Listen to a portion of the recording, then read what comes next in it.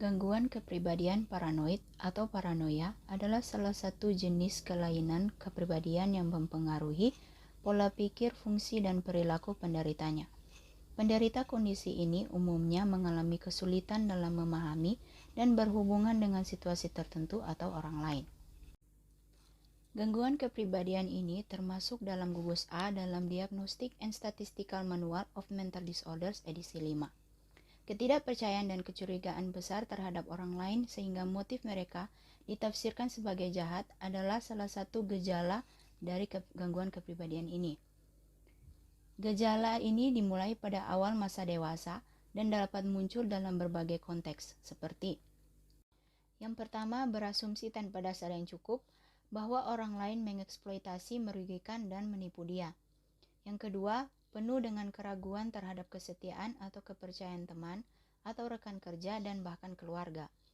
Yang ketiga, enggan untuk curhat pada orang lain karena ketakutan yang tidak beralasan bahwa informasi itu akan digunakan secara jahat untuk melawannya. Yang keempat, berpikir bahwa ada makna tersembunyi yang merendahkan dan mengancam dalam ucapan atau peristiwa yang tidak berbahaya. Yang kelima, terus-menerus menyimpan dendam, seperti tidak memaafkan suatu kesalahan. Yang keenam, merasakan serangan terhadap reputasinya dan cepat bereaksi dengan amarah atau melakukan serangan balik.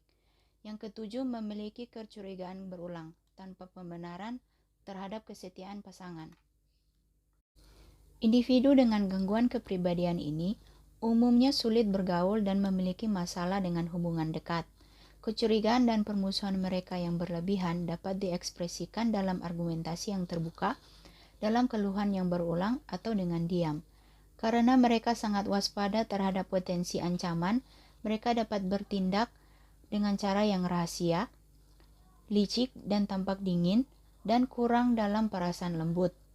Meskipun mereka tampak objektif, rasional, dan tidak emosional, mereka lebih sering menampilkan berbagai pengaruh yang labil, dengan ekspresi bermusuhan, keras kepala, dan sarkastik mendominasi.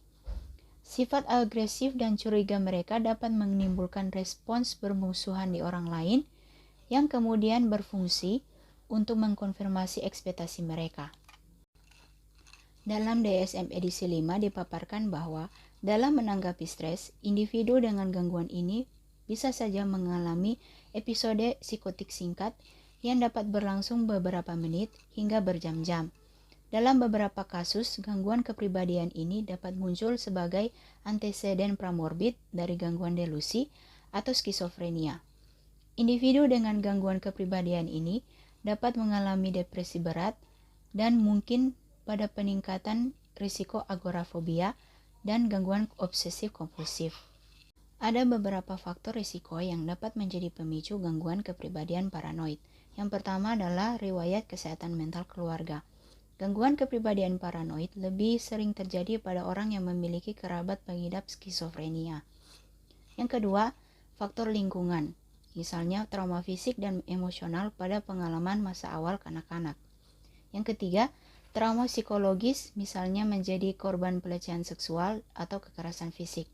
Yang keempat, gangguan mental tertentu, misalnya gangguan kecemasan, depresi, dan skizofrenia.